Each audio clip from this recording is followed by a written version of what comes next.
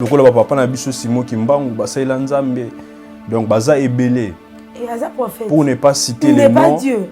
Pour ne pas citer non un homme muto abotami. Muto abotami.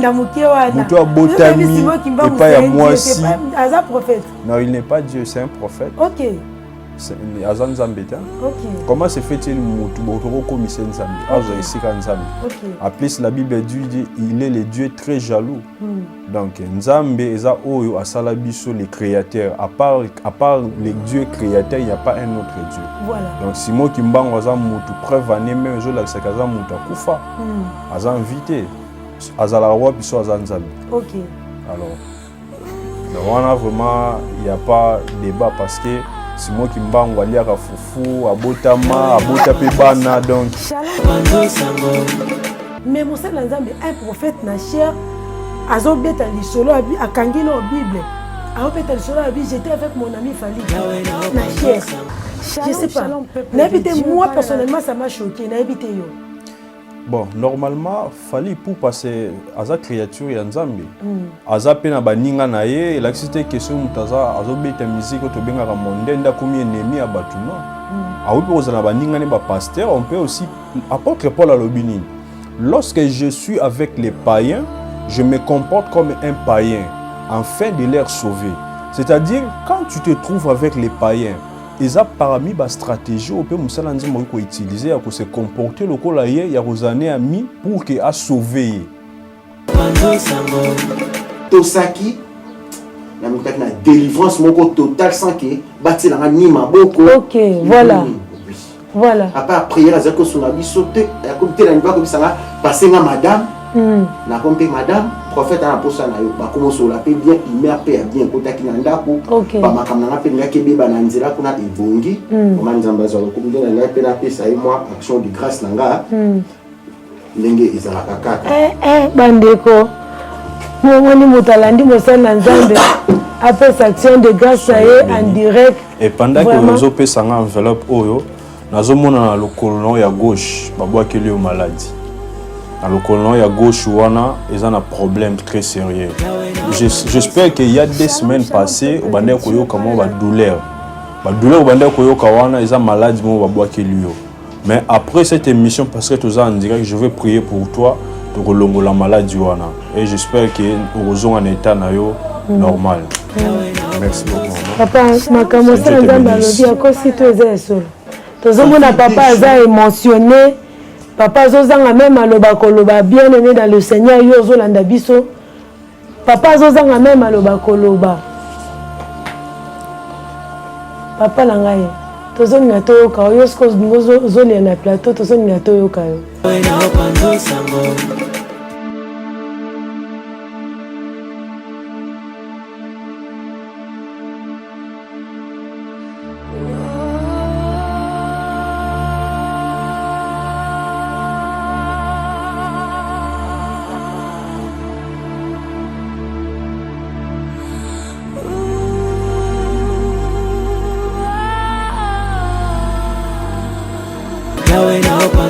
Shalom, shalom, bana Nzambe. Place nous sommes aux alibos, misana kolanda. Monsel Nzambe, la servante de Dieu chez Tunzimbu. Tika kolo, apambola bino, balandi na biso. Bolanda ka émission na bino kolo nazo panzo sango. Nzamba pambola yo. Place nous sommes aux alibos, bien aimé.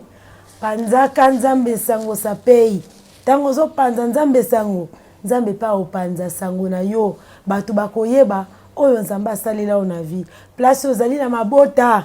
Yo uti ko boto za na maternité Nzamba pambola au place ozali oza na hôpital Nzamba bikisi yo Nzamba pambola place ozali oza na musala na yo ezalo za na garage ezalo mema kaka pusu tika Nzamba pambola yo ezalo sala ka musala nini partout oyo ozali ozoka mungongo na biso kolo apambola bino lelo bien aimé ndenge kaka bomesana komona na plateau na biso toyambaka toujours bapaya Kolo atindela kabiso. Lelo le Seigneur atindeli biso mupaya moko munene. Lui c'est un prophète. Yé aza prophète. Yé nda kolobela biso mukolo ya lelo. Bien aimé, sans plus tarder, nous sommes présentés bino prophète na biso ya lelo mosali na Nzambe o kolo aponi o ya kolesa biso mukolo lelo zwa kaye na yo, zwa bik na yo Zoape Bible. Parce que Oto Yambi, Azole Sabiso, de la part du Seigneur. C'est le prophète David Mopati, l'homme de Dieu. Bonjour. Bonjour, maman. Bandeko bazolanda yo bana ko nazo panzo sango bazolanda peza na ndako bisiko wuti libota na opezo landa o na église na ope bazolanda o oko pesa bango mbote na kombo na Yesu. Shalom peuple de Dieu, que Dieu vous bénisse partout bozolanda biso. Tika kimia na nzambe e zala na bino. Nzambe abatela bino na ba famille na bino. Merci beaucoup Monsel Nzambe kolo pambola o. Papa toko koyeba outi na église nini yo église eza nini parce que bato ba mona ka prophète mais prophète oza ko émerger na kat église nini. Merci pour la question. Je suis pasteur dans l'église Impact d'Adoration Church. OK. Ouais, c'est là où que je suis en train de travailler. OK. Oui. Merci beaucoup l'homme de Dieu. Bandeko balandi wana Monsel Nzamba s'est présenté Toyo qui est c'est un pasteur David Toyo qui peut combo ya église na ye tozo koba na kati émission na biso okozala dessus te partager émission oyo liker commenter et kosala biso malamu mingi Monsel Nzamba va to bande émission tokola na prière te bana Nzamba za ndako bakola na prière te Éternel tokumisio tika kombo na yo ezwa lisusu lokumu to bénir émission oyo tika ndeko nyonso kolanda biso azala béni, azala libéré dans la prison satanique dans le nom puissant de Jésus-Christ. Amen. Amen. L'homme de Dieu, merci la présence de Moukola Lelo. Bandeko baza en Belgique, baza en Allemagne, baza partout dans le monde entier. Bazo landa émission oyo, bazo landa peyo. Tolingi toyeba. Ba prophète baza ebele na kata Congo na biso. Ba prophète pe baza ebele. Yo siko Ozana catégorie nini ya ba prophète oyo sepela nango par ba prophète oto yebi ya mboka biso ba prophète be ko ba prophète Denis Lesi ba prophète Joël Tatou ba prophète Bazé Belé le prophète Philippe yeza na église mbele papa kolo pambola yo to sa basala nzambe be ko prophète Luzeka yo prophète nini yo ondimaka. Merci beaucoup maman Nzimbu maman Jetou Nzimbu. Pona question mutuna malamu oyo ekosunga bana nzambe bele bazolanda biso na moment oyo na mboka na biso période tozolekisa tokomi na ba prophète o bakomisi kombo ya nzambe comme fond de commerce. Wow. Mutazi kombo nzambe akomi kosalela yango mbongo. Okay. Et komi pour que a prier pona via mutu mutabenge papa tala naza na problème boye. O tindela mbongo boye avant na sambela pona yo. Okay. Maintenant nous ne sommes pas partis de ce genre de prophètes. Alors parce qu'il y a la différence entre un loin de Dieu et un loin de Dieu. Voilà. La plupart sont de loin de Dieu, ne sont pas de loin de Dieu. Okay. Ils se savent misala ba prophète bango moko. So la plupart bazo le kawana bazana ba adresse. Babimi nil par bazana ba église te, bazana ba père spirituel te, bazui encadrement te pour bazala ba benga ba sala nzambe. Mais vu que mboko na biso misala ezate et belé ba misali ba prophète. Et voilà pourquoi tous on a ba réalité belé ba makambo mabe comme belé na mboka parce que il n'y a pas de vrais serviteurs qui font ba bonde la pona makambo zo marcher bien te na mboka. Alors pour na ba prophète ba prophète on a zarana bango d'accord eza oba tambola na vérité. OK. Lokola ba papa na biso Simo Kimbangu ba saila nzambe donc baza ebelé. Et aza prophète. Pour ne pas citer les noms. Dieu. Pour ne pas citer non un homme muto abotami. Muto abotami. Et pas à moi si. Aza prophète. Non, il n'est pas Dieu, c'est un prophète. OK. C'est Azan Zambeta. OK. Comment se fait-il mutu botoro commissaire Nzambe? Azo isika Nzambe. OK. Après la Bible dit il est le Dieu très jaloux. Donc Nzambe eza oyo asala biso le créateur. À part le Dieu créateur, il n'y a pas un autre Dieu. Voilà. Donc si moi qui m'bang waza mutu preuve année même je la sakaza mutu akufa. Aza invité. Azala roi biso aza Nzambe. OK. Alors donc on a vraiment il n'y a pas débat parce que si moi qui m'bang waliaka fufu abotama abota pe bana donc bien aimé et là ça polémique s'il vous plaît bande wa kimbangiste s'il vous plaît la linga abino mingi vraiment la linga fait église kimbangiste là sans polémique wana s'engage que le prophète pas moi s'il vous plaît Monsel Nzambe. oui maman bolimbisi mingi nalingaki na tuna pe motuna moko na ebite Olanda image moko ya prophète Tatou et le cas image moko ya prophète Tatou azalaki na chair na chair tant tozaki ba amitié je sais pas aujourd'hui le quoi chair est comme banalisé tant tozaki ba amitié pour les quand même liboso a chair boye ezaki elo moko ya obanga et roi to ba amitié il faut tia bo po le caliboso a chair mais mon seul nzambe un prophète na chair azobeta lisolo abi akangi na Bible azobeta lisolo abi j'étais avec mon ami Fally Ipupa na chair je sais pas n'habité moi personnellement ça m'a choqué n'habité yo bon normalement Fally Ipupa c'est aza créature ya nzambe aza pe na baninga na ye elakisite question mutaza azobeta musique to benga monde nda komi ennemi ya batu non awi pe kozala baninga ne ba pasteur on peut aussi apôtre Paul alobinini lorsque je suis avec les païens je me comporte comme un païen, afin de les sauver. C'est-à-dire, quand tu te trouves avec les païens, ils ont parmi la stratégie au pays où utiliser pour se comporter le colaïe, il y a des années amis pour qu'il a sauvé. Donc c'est ça, moi je ne trouve pas ça un problème. Fallait avoir des mois de quitter. Donc on se croit que l'obé mais la place où est sacré. Il faut savoir faire la part des choses. Fallait avoir un message na été. OK. Anda ko prêcher ba tu falité mais Fally abanda ko beta juste histoire qu'elle azalaki na minaye ba kutanaki tout comme ça. Est-ce que c'est important ça? Bon, c'est important mais tout ce autre nyonso balobaka na cher ezaka obligé te za important parce que on peut faire une illustration na bazo ça les juste pour na ko ramener ba tu na compréhension il y a bien makambo bazoloba c'est pourquoi ça li illustration on a pris exemple on a. Donc, mais la plupart ya bana nzambe o ba mbenga bana nzambe est-ce que réellement baza bana nzambe? OK. C'est ça maintenant le problème. OK. Mais pour bana nzambe comme appelle réellement bana nzambe eza binoté ba sel nzambe oh le Seigneur a tiré pour ramener peuple bo comme ça bango bana nzambe.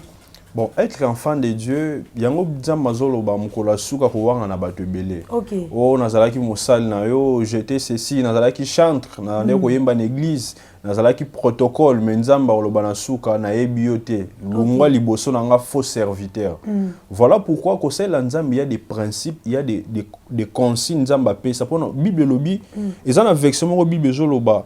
Pour nous saler la nzambe il y a un modèle. OK. Nzamba c'est un modèle pour nous saler là. Alors une fois tu n'es pas dans les critères, si tu n'es pas dans les critères, donc tu n'es pas enfant de Dieu, tu n'es pas aussi un serviteur de Dieu. Voilà pourquoi tout le monde a enseigné comme il y a le mutalali la muki a na réseaux sociaux il y a enseignement moko za na mutuna makolo to bungisa bana nzambe nzela. C'est parce que monde des gens a besoin, ils ont comme na moment ils ont soif, ils ont besoin les vrais dieux de la Bible. Il y a un toujours présenté à travers émission bande ko ba Rolanda biso, je crois ba rozala béni, nzamba ko visiter ba famille belé. Monsal Nzambe, merci beaucoup na ba question qui toko bien aimé tozo koba. Monsal Nzambe azo répondre biso vraiment malin mingi nasio biso sona banda ko tozo comprendre. Mais Monsal Nzambe ce que j'ai remarqué entre ba pasteur le quoi na 4 à 5 ministères tozo mona ba docteur tozo mona ba pasteur ba évangéliste ba prophète et puis ba apôtre mais na catégorie wana nyonso na 5 ministères to mona na 4 ya ba prophète et kobo vandi makasi na 4 ya ba prophète ozo mona baza likolo ba vandi samiti o mona ba prophète ningi ba vandi na masakoli. Mais nourriture oya ko pesa na peuple de Dieu exacté. Mais tozota la Jésus Christ nga la miracle et multiplication de pain na ya mbisi abi faites-les à soi. Donc peuple va vendre na na matisa mbeso pour allier sa bango. Mais biso siko to mona lokola na ba prophète net nourriture exacté. Bon, les problèmes est bisonde banzimi ba komisa ba sala nzambe lokwa banzambe. OK. Lokola c'est comme si munzima so na besoin ya parole té. Mais munzima comme na besoin plus ya miracle. OK. Or, so on a besoin ya miracle, on a besoin ya délivrance, on a qu'à sa parole. Parce que Dieu ne peut rien faire en dehors de sa parole. Tout ce qu'il fait, il est fait dans sa parole. Amen. Alors, si maintenant toi tu ne veux plus écouter la parole, c'est que l'unique miracle était. Voilà pourquoi tout le monde a bandima lelo, comme bandimo bazola, même bango na bavant. À mon église, moi kuna pasteur moko peut-être azalaki marabout a commis sali prophète a fondé l'église quelque part au moni azo sala ba miracle. Qui vous dit que tout miracle vient de Dieu? Alors ça va miracle moni full balandier. Après quelques temps, aucun prophète monsieur Sabimibou, alors ça va miracle balandier. C'est pour dire que baza positionné parce que muto azana compréhension à parole. Alors ça jamais manipulé. Soka moni o mutu ba sala bo tika ngapena la na lolanda akoma bilanda nguluté comme on dit souvent.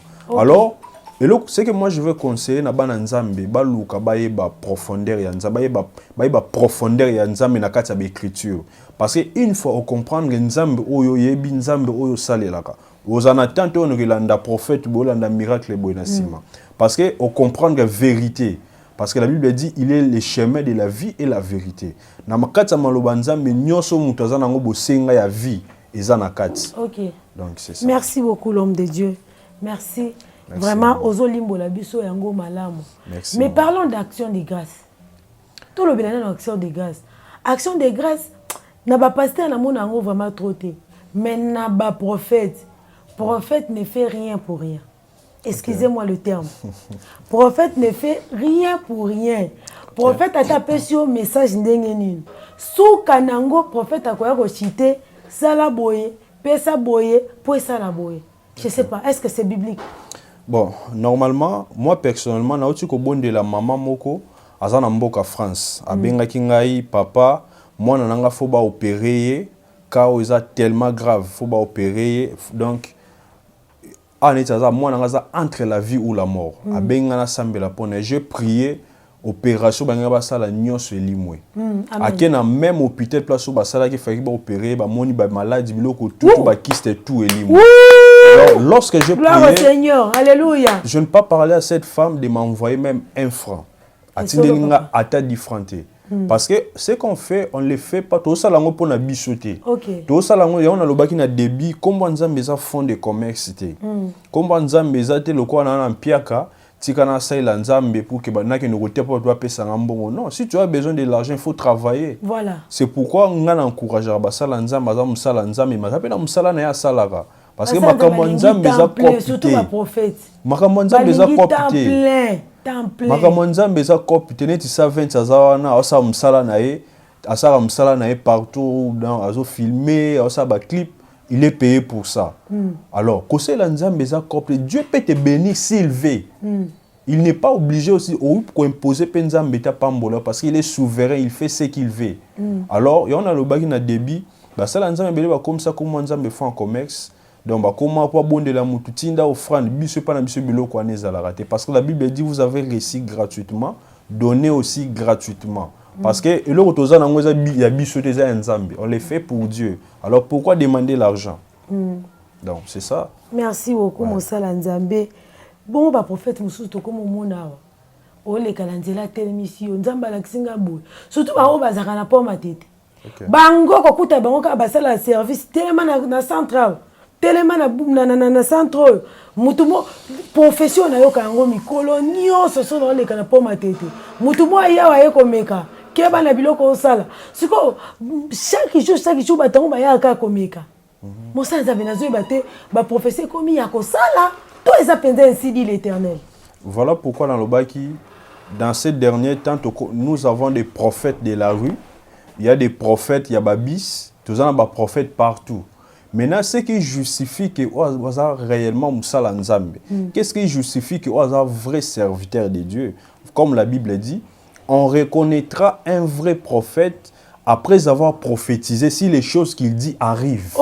C'est-à-dire, ce que Moussala Nzambe lobby makam, parce que moi je peux te dire, on peut différence entre biso na ba prophète mususu wana on ne cite pas le nom bango ba lobaka ba prophétisaka ba se limiter na prophétie mais biso to se limiter na prophétie après avoir prophétisé tozo pesa lisusu pena piste de solution to la kisayo comment okoki ko trouver solution nzamba la kisinga nazo mona maman za na maladie maintenant qu'est-ce que maman a fait ça là pour que maladie wana elungwa c'est que loko bango ba lobaka te o na moni ozolo tabandoto boy ozomona boy assez limité wana bangi sur ba prophétie comme ko pesa bana nzambe somo Alors, tu te limites à ces niveaux. Maintenant, qu'est-ce que maman fait ça là? Maintenant, il y a le cause en Nzambe, le cause moni. Il faut Nzamba la qui ça comment ça la pour que l'on la bilo kouana. Maintenant, nous quand on prophétise, on te dit aussi on t'oriente. Qu'est-ce que tu dois faire pour que l'on l'appelle moli moana? Et là, on y a ça là, on a la maladie, Nzamba la qui si malade. Et puis on doit prier pour que malade soit né limo. Parce que Nzamba mutasala nzo, on a ma pièce à rechange nyoso. Donc il y a un moni Nzamba partout tous qui ne côté à sango malam. Babika mozo landa biso parce que tu sais la Nzamba wana bo solo pe la vérité. Amen. Amen. Merci beaucoup papa.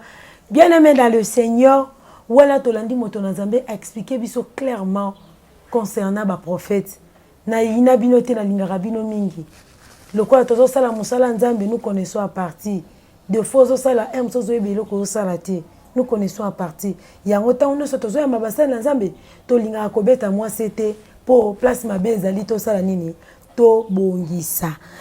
Mosala Nzambe nazongeli o lisusu. Oui maman je. Na thème ya biso ya kitoko oyo il faut to lobela mokolo ya lelo.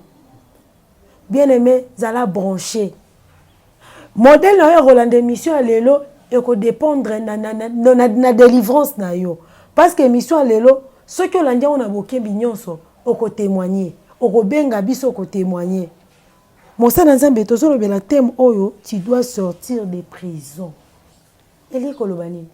Merci beaucoup maman Jetou pour na motuna malamu et puis thème oyo et ko sunga bana Nzambe belé pour que parce que tous en a besoin de délivrance, tous en a besoin de Paul et côté dans la vie à Bana Nzambe belé, place au Molili Zali, tika Paul et Nzambe et côté. Alors, tu dois sortir de la prison satanique. Et ça thème oyo parce que Mosal Nzambe nyonso aza na spécialité nae. OK. Et ça eloko oyo batozo landa biso il faut pas comprendre, ça c'est la première des choses. De la même manière, so que na médecine, docteur aza na spécialité nae. Alors, nga parmi les spécialités dans Nzamba bengelanga, eza délivrance. OK. Je suis plus basé sur la délivrance. OK. Naza plus basé dans la démonstration des miracles parce que Nzamba bengi biso na ministère moko ya puissance. Il y a démonstration de puissance, c'est-à-dire mutaza malade bondelier sur place à l'instant mutabiki. OK. Mutalinga kufa akufi. Boye na yeto bondeli mutazongi na bomoy. Amen. Alors, Nzambe, et là, comment tu es incapable pas Nzambe, c'est impossible, c'est pas Nzambe. Alors, tu dois sortir de la prison satanique et que sunga ban Nzambe belé pour gagner le temps parce que TV est ngonga. Lorsqu'on parle de tu dois sortir de la prison satanique, Matthieu na biso toza na mokanda na Exode 23, 25, 26, toza les sous na Psaume 23, 6. Acte 16, 23, 31. Donc, faute de temps, mais tu se baser plus verset de base des actes. OK. Alors, acte combien vous savez Nzambe? Nous avons acte 16, 23 jusqu'à 31. Voilà des places où tu faire asseoir un message dans biso. Alors là, on est en train de parler l'histoire de Paul et Silas. Paul et Silas, bazalaki na prison enchaîné. OK. Bazalaki ba prisonnier ou ba kangamaki parce que Paul et Silas bazaba sala Nzambe oyo ministère na bango endimamaki. Ezalaki authentique, c'est-à-dire partout ba reconnaîtra ki bango ki bazaba vrai serviteur de Dieu. Mais ils se sont rendus compte malgré que l'authenticité de leur ministère se retrouvait Paul et Silas na kati ya boloko. Koti na kati ya boloko. Alors moi je me suis demandé comment se fait-il tu vas aussi la Nzambe na kati ya vérité na kati ya bosolo mais se retrouver na kati ya prison. Alors j'ai compris une chose. Paul et Silas tant koti na kati ya prison ndenge ezalaka kaka bato mosusu koyoka non bon pour ne pas côté en développement, il y a d'abord trois sortes de prisons. OK. OK. Il y a trois sortes de prisons. Il y a la prison spirituelle. OK. Il y a la prison de l'âme. Il y a aussi la prison du corps. OK. C'est-à-dire quoi? L'homme peut être délivré. L'homme peut être libre, à vivre vie librement. Mais sur le plan spirituel, il est prisonnier. Prisonnier, voilà. L'homme peut être prisonnier sur le plan physique, mais sur le plan spirituel, prisonnier. Okay. De la même manière, quand il y a Paul et Silas Paul et Silas bazalaki prisonniers sur le plan spirituel. Leur esprit était libre. Bazalaki délivrance sur le plan spirituel, mais sur le plan physique bazalaki prisonniers. Alors, tout le monde a battu belé, azo bonde la makasi, azana puissance, mais sur le mutali vie na yende azo vivre. Otali elo kwa nzamba azana ngona kati na ezo kokanate. Tu peux être délivré spirituellement, mais physiquement tu es condamné. Okay. Il y a des gens, azana onction même bongo ezata zo ko vivre te. Otali même, il manque même les transports. Okay. Mais azana elo kwa nzambe. Azana elo kwa nzambe, azo bonde la batu bazo bika. Mais yé moko azana maladie. Okay. C'est pour dire que tu peux être voilà, tu peux être délivré spirituellement, mais physiquement tu es encore prisonnier. De la même manière, n'a pas si exemple il y a Paul na Silas. Alors tant que Paul na Silas se retrouver dans la prison, bakutani na bandeko mususu bazaki na kati ya prison bakomi komi tunana eloko ezalaka ba prisonnier nyonso babitunaka ndeko yo oza na prison awa. Qu'est-ce qui fait que on se retrouver na kati ya prison? Oyoka wa lobi non, ngana se retrouver parce que na yibaki. Oyoka mususu atuni muninga na ye, pourquoi tu t'es rendu ici à la prison? Ngana na bomaki. Alors batuni ka ya Paul na Silas. Paul na Silas va se retrouver dans la prison non parce qu'ils ont volé, non parce que bimaki na mwasi ya mutu, mais va se retrouver dans la prison parce que teyaki liloba na nzambe. C'est-à-dire ezana batu mususu azana kati prison pour une bonne cause. Azana kati prison non parce qu'il a fait le mal, non parce qu'il a péché, non parce que bimaki na mubala mutu mwasi ya mutu, mais azana kati prison c'est parce que à salela kinzambe, c'est parce que la réalité à vie et ça lié à se retrouver dans la vie moko yango na vie sur moni mutazo l'exa moment difficile à vie cause la pressé ta critiquer parce que oyebi histoire na été oyebi te nini oyo nzama zo linga sala na vie na ye parce que la Bible dit Dieu a un projet de bonheur pour nous et non un projet de malheur. Voilà pourquoi Dieu avait des projets de bonheur pour Paul et Silas, mais se retrouver dans la prison. Alors pour na ko umela wana te Paul et Silas, ceux qui opposent dans le cas de Paul et Silas, ils souffrir dans makambo oyebi cause te. Écoutez ce que tu dois faire. Paul et Silas, on va se rendre compte qu'ils sont innocents, mais ils se retrouver dans la prison. Paul et Silas ont commencé à prier. Babandi ko bonde là, babandi ko adorer Nzambe. Bien mais quand tu te retrouves dans une situation difficile, au sali mabete, tu n'as pas péché. Au sali le côté au fingi Nzambe te, mais au mi kuti na kati ya blocage, au mi kuti na kati ya réalité mo rezo lekelo mayele. La chose que tu dois faire c'est de prier. Amen. Et un moment faut localiser sur Nzambe davantage. Et un moment oyo il faut au côté sur une profondeur oeba qu'est-ce que Dieu veut te parler. Amen. Parce que la plupart de nous sera mi kuti na kati ya réalité mo situation mo difficile. Azozanga ya kolata, azozanga ya kolia, misusu bakoma koloba même Nzambe pona ninyo tiki ngai. Or en réalité Paul et Silas fallait que Nzambe tiki biso. Maintenant ce qui m'a étonné Paul et Silas se retrouver que bazaba innocent mais continuer les choses qu'on adorer Nzambe. Ba voisin na bango ya ba prisonnier tuni comment se fait-il batu oyo banda ko kumisa ko Nzambe libanda yango nde sel ke bakanga bango ba yesu na prison bazo élever les sous ko Nzambe. Bien aimé, cela m'a fait comprendre tant que Paul et Silas bazo prier, c'est parce que Paul et Silas bazayi quand même l'espoir ba ko bima. Amen. Voilà. Bazayi l'espoir que ndé na prison oyo. Tu finir toujours au bima yango bazo continuer à prier. Quand tu te retrouves dans des situations difficiles, quand tu pries Dieu, ozo continuer na ba jeûne et prière, ezo laksanzambe ke ozana konzima. Cela veut dire que tu fais confiance à Dieu. Voilà pourquoi tu es en train de prier. C'est parce que si tu ne faisais pas confiance à Dieu, binzambe de na na situation oyo, c'est fini pour moi. Tu vas plus prier, on va perdre espoir parce que au moni que non a commis na souka. Oh nzamba bazo mona ezana nu souka te parce qu'il peut encore faire quelque chose. Alors, ce qui m'a intéressé, Paul et Silas bazo continuer à prier, ba prisonnier bazo seka bango. Pendant que mutazo souffrir na vie, pendant que zo l'excellent moment difficile, entourage na yo, ba koki ko lakisa ope musapi. Ba lubita la ser wana asambelaka. Mais ta la situation zo lekisa, ezo se concorder te na vie azalaka na yango. Quartier barolakiso misapi famille ba ko finga ha ya lo bakazalaka na Nzambe mais comment se fait-il makambo ezoko melaye et ça même situation oyo Paul na Silas balekisaki bino bolbaki boza na vrai Nzambe mais comment bo se retrouver na prison peut-être prison na yo eza célibat Peut-être que prison na yo eza stérilité. Peut-être que prison na yo eza chômage. Peut-être que prison na yo eza réalité aux autres traversées. Alors, ce qu'on a la réalité, on a kofinga nzambe te. Et un moment où il faut localiser sur nzambe, il faut localiser mawana nzambe. Alors, ce qui m'a intéressé dans cette histoire, pendant que Paul et Silas priaient, bazo prier, bazo adorer, bazo louer nzambe. La Bible dit, il faisait minuit, pendant la minuit. Alors, tant que comme il a minuit est un moment où administration mokili ça l'a raté. C'est-à-dire Paul et Silas bazalaient quand même l'espoir pour le moment tous à 12h, tous à 11h tika to louer to yemba parce que ba bureau ya prison so sala nan. Tito koma ba 16h. Voilà, tito koma ba 16h, ba ko intervention mo nzambe ko koya. Tito koma ba 17h, intervention divine ko koya. De la même manière, tu es en train de prier ozolo batenon de na bon de la nzambe peut-être que tu année ici la nzamba ko pesanga libala.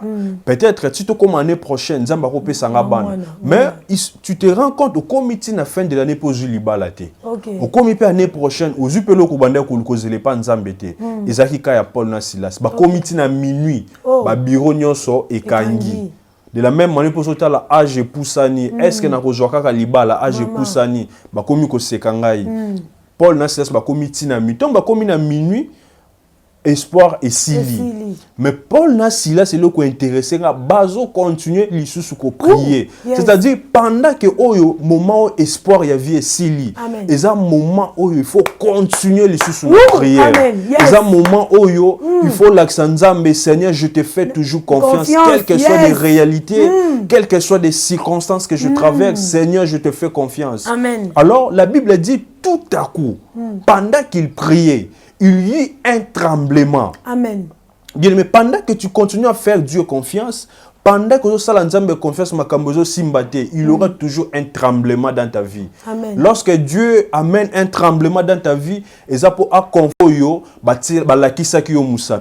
train de prier pour la vie d'une personne en Zolanda Biso, nous allons confondre Banguna na yo. C'est ça par hasard to Zolanda Biso na moment où tika nzamba pambola yo amona yo na famille yo. Alors la Bible dit il y eut un tremblement. Et puis la porte de la prison est ouverte. Voilà. Alors ce qui m'a intéressé maman Jetou et le ko ya motuya on a comprendre na histoire ya Paul na Silas tango ba porte ya prison fongwami. La première des choses à faire, il fallait que Paul na Silas base la bataille bosso ya kobima. Mais porte fongwami Paul na Silas ba tikali lisusu na kati ya prison. Comment se fait-il yondo sambela pour na famille no la délivrer? Comment se fait-il yo olukaka nzambe? Mais nzambe tango ayene éclairage na famille na yo, ba leki na yo ba bali, mais yo juge libala te. Comment se fait-il? C'est toi qui cherches Dieu. Nzambe tango à répondre na famille, ba ndeko na ba membre famille ba zui misala, yo tikali na kati ya chômage. Peut-être ozo lo ba nzambe, pourquoi ozo bossa nga Seigneur ozo mona ngai te.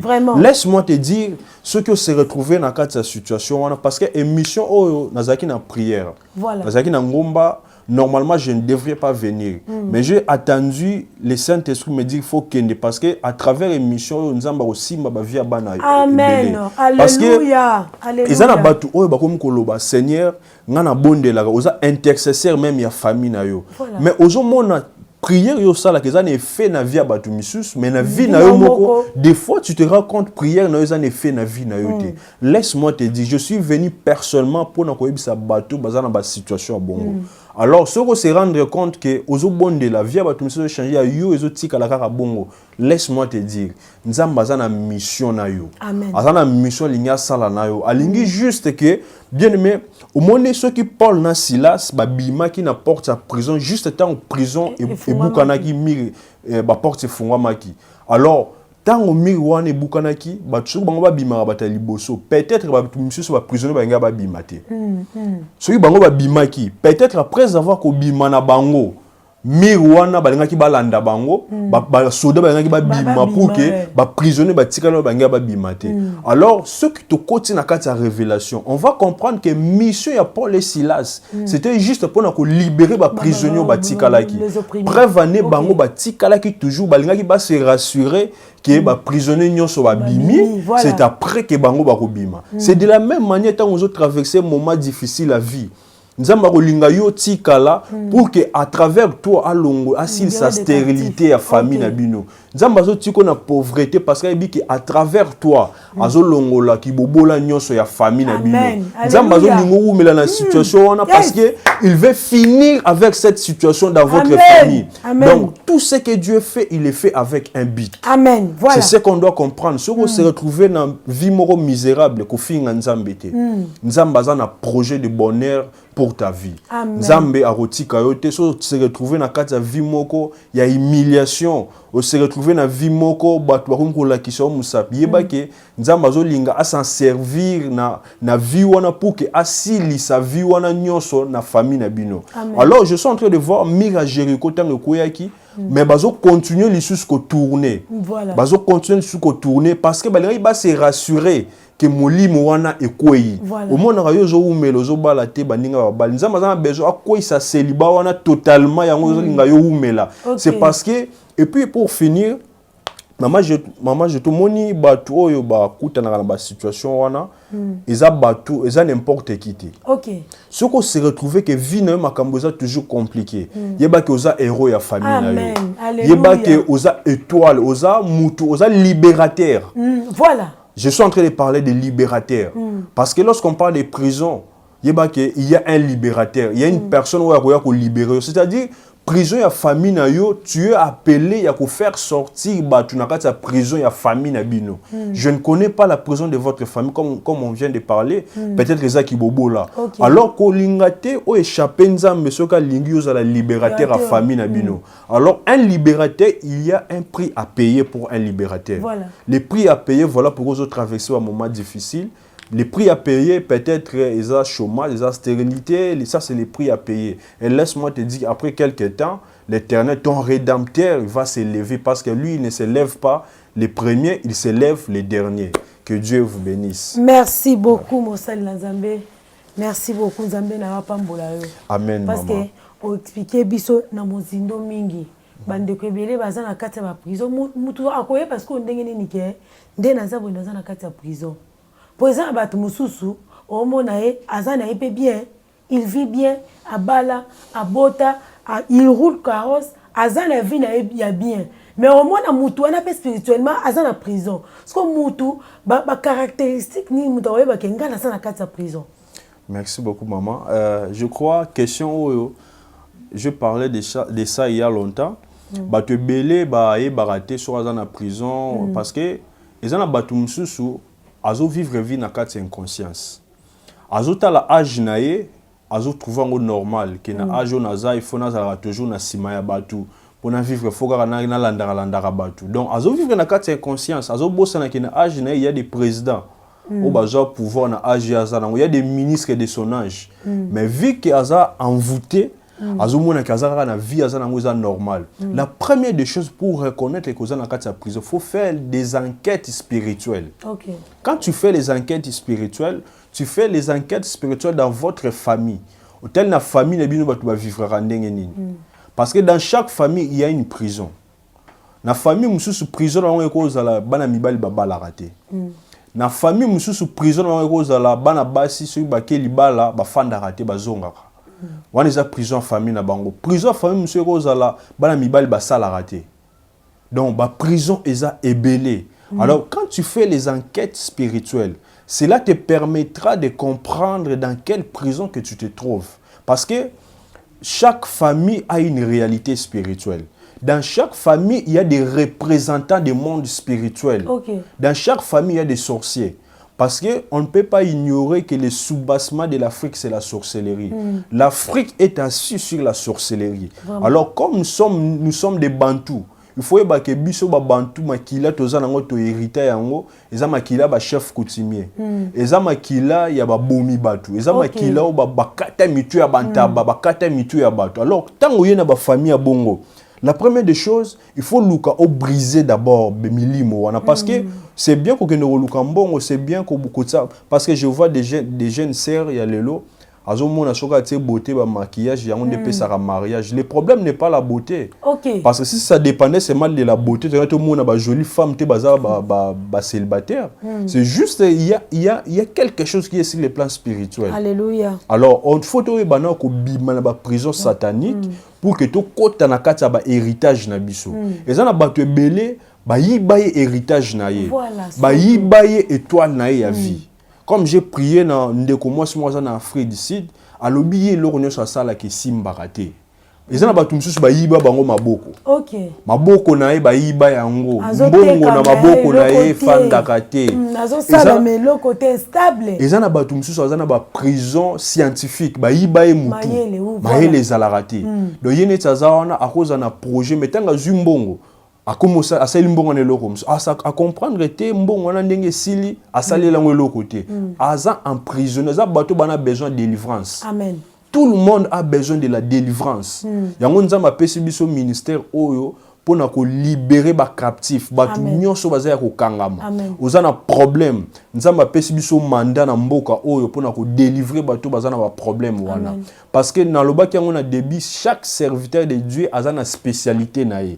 Biso nzamba benga biso uniquement pour la délivrance, uniquement pour nous délivrer ceux qui sont captivés par le monde des ténèbres na makambu ya pas si parce que mission diable les alaranine. Mission diable les a ko faire croire biso que nzamba tika biso. Mission diable les a ko faire croire biso que ba souffrance tozo mona to ko kufa na yango. Que ba moment tozo traverser et ko continuera toujours coller quand moment ya passe. Or Dieu a un projet de bonheur pour nous. Amen. Alors bana nzamba faut ba comprendre yango eza mission nzamba pesa biso pour na ko panza sango na ye ko délivrer batu na ba prière ya makas. Donc tu peux nous appeler ba numéro na biso zawana. Tu peux nous contacter si tu as un problème sérieux parce que nzambe na biso za nzambe ya aussitôt. Amen. Za nzambe ya authentique, c'est-à-dire tu pries parce que nzamba za nzamba ma sapoté. Je le dis toujours, église eza école te. Musala nzambe école. Ici, on n'enseigne pas seulement, autant qu'il sera raté. Mais on est en train de libérer la puissance. Amen. Parce que l'école, ok, oyoki école, oyoki ba maté école, mais ozongi na souffrance na yo. Ozongi na problème. Mais quand oyoki musala nzambe, oyoki ozo solution ya problème na yo. Parce que nous sommes en train de libérer une puissance oyo ekolongola ba captif bat nyonso ba kangama. Kaka nde nazolo ba botika nzambe a délivrer batu nyonso bazolanda biso dans le nom de Jésus. Amen. Amen. Amen. Papa. Oui. Limbisanga na question. Oui maman. Na lina tuna parce que tant ozoloba la mine délivrance. Oui. Que muto akangami, oui. Il faut aller kana délivrance. Oui. Mais délivrance na lina yeba. Izako kwe ande to bondele la bato au bondele mutakwe yango nde délivrance parce que tout ça na bato be ba sambele l'église a kwe. Mais tant a telemi ka ndenga zalaki. OK, merci. Vie continuer ka kozana ndenge zalaki. Oui, c'est une très belle question. Donc délivrance, manifestation ya esprit ils ont dirait kiss. Je donne un petit exemple et puis je vais revenir. Kiss so mutameli yango nzoto mutamteza na ba anticorps nango. Kiss yo meli ndeko msu pa ko mela yango et pas na ezana be fait mususu. OK. C'est-à-dire tant on te libère lorsqu'on libère la puissance, quand on libérer puissance, au moni caméraman kuna za kwei. Mais ndeko za pembe na caméraman à kwei. Et puis pendant que je parle, je peux libérer ndeko caméraman azawana à sentir quelque chose caméra kwei. Mais on le fait pas parce que tu obatté la matériel. Alors, quand on libère la puissance, nous avons une façon de recevoir. Amen. Il y a des gens qui sont dans l'église, qui sont concentrés. Ils sont concentrés et puis, ils sont coticité. Façon dont réagir, on a pesé à réagir de la façon dont ils ont quand on libère la puissance, ils ont vraiment un bain. Ils ont un bain et un makambo tout ça. Automatiquement, mais fait na ekoza ndenge monte na muto a se concentrer quitter et puis pour dire que l'esprit toza na ngona banjo tout ya même esprit té mutu mususu peut-être bien ba tubatam na ba 50 démons comme na sala délivrance à moi na 16 ans na sala délivrance moli mozo bisanga ki moi na 70 démons. Wow. Na 70 démons na sali prière 60 démons ba bimetika li 10 démons. 10 démons il faut yango moni makamonzambe délivrance les années hôpital les cure. Le lot aucun hôpital aux kiss lobby fozonga parce que pour que ba démon wana ba bima, ça demande le temps. Ba démon msusu yango Bible ba démon so bima des jeûnes et prières. Biso so tolandi mosala nzambe o répondre biso bandeko balandi bolimbisi. To boni ndeko moko oya komeli biso awa Papa Manix. To ebite Papa Manix alandi mosala nzambe tolingi to yebana no biti ya Papa Manix na kati ya plateau na biso eza nini. Mosala nzambe je sais pas ngala moni eka le ronde ba signaler ngala régie que Papa moko azali ya Papa Manix aza na posa na yo. Na ebite papa ça vient de quoi l'accession Papa Manix. Papa Manix. Oui. Bonjour Papa Nangai. Bonjour. Boni mama. Kimi ezali boni yo pe. Tenga pe na kimia nzamba zo batela. Papa tomoni na plateau na biso likambo nini? Vraiment ezali kambo vraiment ya pasité mais ezali ya esengo. Parce que nazana ba problème moko ekutanga na sepelaka na prophète makasi. OK. Ça le quoi témoignage? Prophète David. Non, ils ont comme témoignage mais to kutane en face té. Boy na monaki na izoleka na téléphone qui est en direct. Raison pour laquelle na bimaki na landaki bino pour na profiter comme on a naé pour na remercier payer à travers prière na yé pour assurer nga makasi na un problème sérieux na ndako. Foyer na nga ezala oui, ils ont un problème té. Foyer na nga ezala presque ya ko panzana. Foyer na nga ezala ki susu presque ezala ki na pété. Qui ezala ki té na foyer. OK. Mais azaka aotea na zwa numéro na eka ningi batinda ba numéro na zwa chance na bengaye a décrochanga. Merci d'abord pour la décrocher un appel prophète. Na expliqué pas ezaka pour la première fois na un prophète de se comporter de la sorte. Voilà. Et parce que ayebi c'est la première des choses. Oyebi problème nyos mutu ye moko za na solution ya problème na ye. Amen. Voilà. Mutu ye moko za la solution à problème na ye parce que il fallait oye ba ninga za côté appelé loké, il fallait koye ba prison non euti wapi. Et puis problème sous a conseiller ki nga makasi za ki akoye ba kurusi oye so lobaka ke oya dingi amema kurusi ne alanda ye. Il fait ko ba kurusi na yo ezanini. Kurusi za ka te ko mama baya o Jésus amema kotambola nango non. Kurusi za pe problème oyo eza na famille na yo. Mwana no ko za kurusi na yo mais même au Kenya absolument la prière na ba orientation il sent que salaboy moi ceux qui moi na ngamata yo kita zalaboy au moins ceux qui moi ça ngaya boy Satan a luka ba point A na point B yo sikoyo humilité ils ont le côté que na humilité la problème oyo aux ana situation écoute aussi ko na mikutaki nango na tosaki na délivrance moko total sans que bâti la ni maboko. OK, voilà. Voilà. Après prière à zako sur la bisote, comme tel ani ba ko bisanga passer nga madame. Na kompe madame, prophète na posa na yo ba commence la paix bien, il met paix bien kotaki na ndako. Ba makamna na pe ngaki beba na nzela kuna ebongi. Oma nzamba zo ko mbena na pe na pesa et moi action de grâce nanga. Ndenge ezala kaka. Bandeko.